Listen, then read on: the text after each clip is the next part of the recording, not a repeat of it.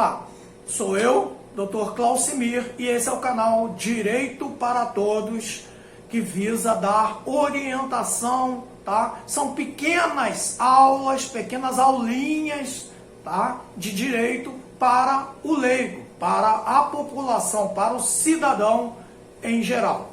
Então, hoje eu vou fazer uma breve, tá, narrativa aqui a respeito de SPC, Serasa e negativação do seu nome por causa de dívida. Seja ela uma dívida que você reconhece, seja ela uma dívida prescrita, seja ela uma dívida que você não reconhece.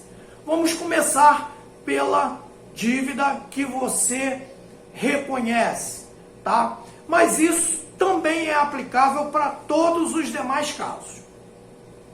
Eu verifico em vídeos na internet, alguns operadores do direito, não constitui uma crítica, é um entendimento com base na jurisprudência do Estado do Rio de Janeiro, tá? Se no seu estado, doutora, é diferente, tudo bem. Mas aqui no Rio de Janeiro, as decisões de ação, tá, por negativação indevida de nome, elas são propostas contra quem negativou o nome do cidadão.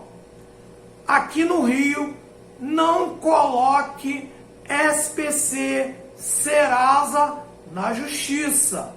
Não inclua na petição inicial. O Serasa, o SPC, já tem diversas decisões declarando como meros órgãos cadastrais. A empresa, você não pagou uma dívida, a empresa credora é quem faz o lançamento. Ela faz o lançamento e ela faz também a baixa, se você pagar. Por ordem judicial, o Serasa retira. Quando você pede, por exemplo, uma liminar. Olha, o banco colocou meu nome no SPC e Serasa e eu nunca tive conta, nunca tive nenhuma relação jurídica, contratual com o banco. Aí o juiz te dá uma liminar, vai lá, manda o ofício lá para o Serasa, para que ele cumpra a ordem do juiz, sem que ele seja parte no processo.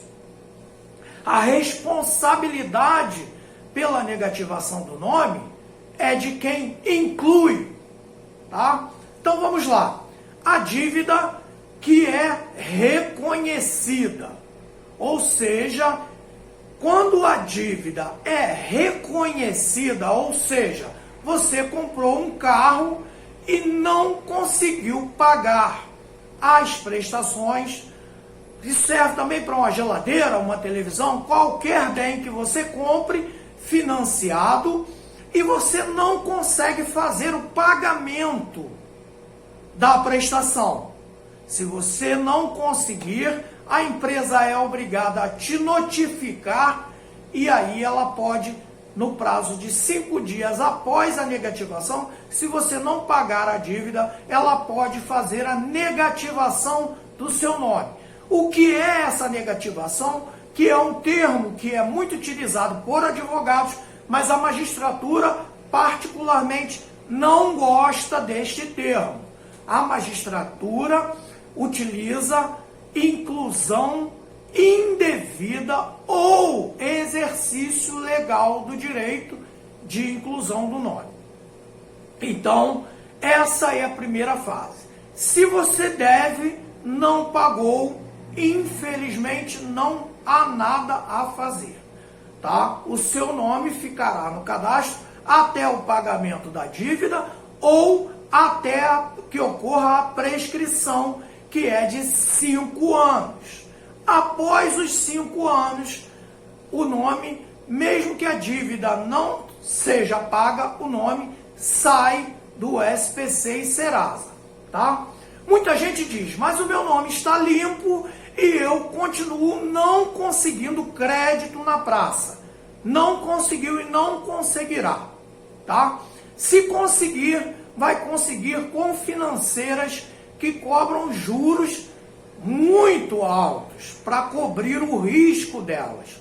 Explico o porquê disso. Criaram o Cadastro Nacional de Consumidores, tá?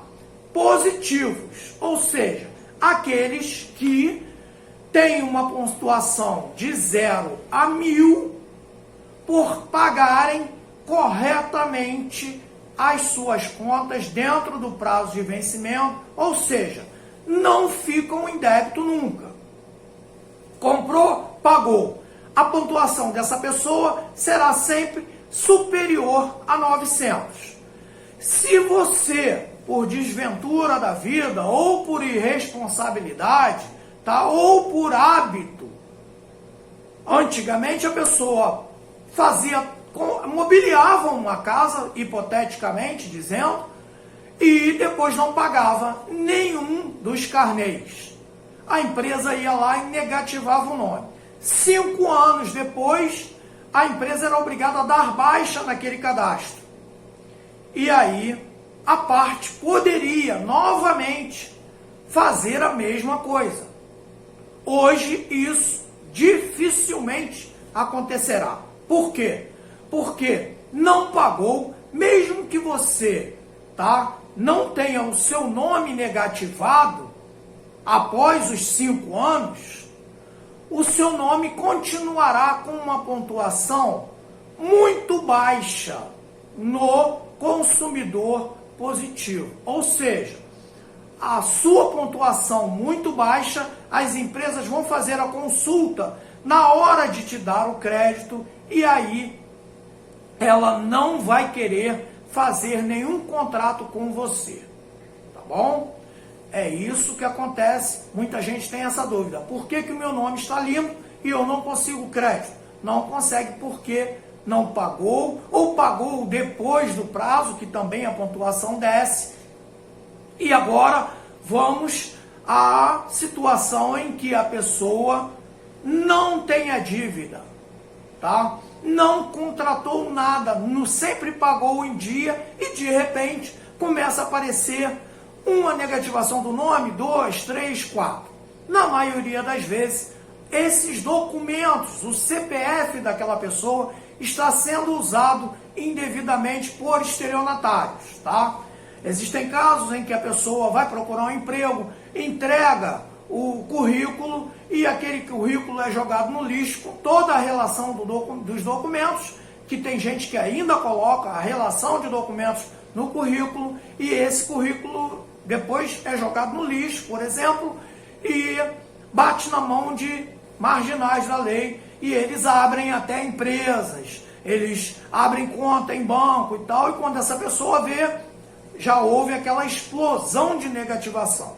O caminho aí é tirar a certidão do SPC e Serasa com todas as empresas que negativaram indevidamente o seu nome e aí você vai ajuizar uma ação indenizatória por dano moral e cominatória, ou seja, na sentença ou na tutela de urgência, o juiz manda retirar o seu nome do SPC e Serasa e ao final do processo, ele verificando que realmente aquela negativação foi indevida, o seu nome ficará novamente limpo.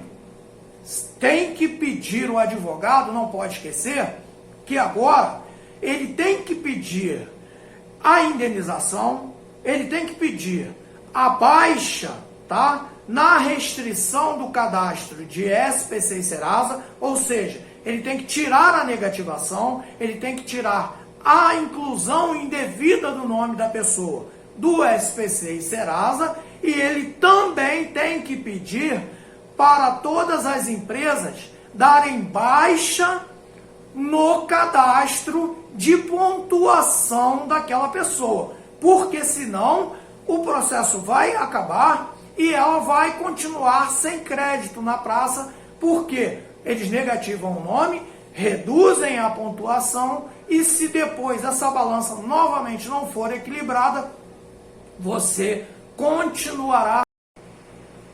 Complementando, quanto às dívidas prescritas, tá?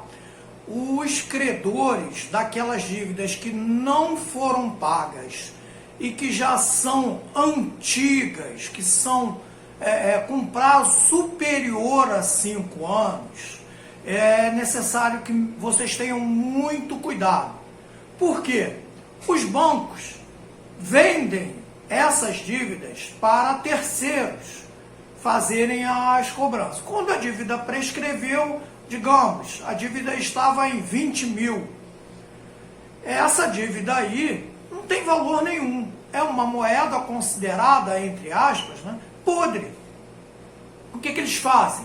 Eles vendem por qualquer preço ou até contratam empresas de cobrança para fazer a cobrança daquela dívida prescrita.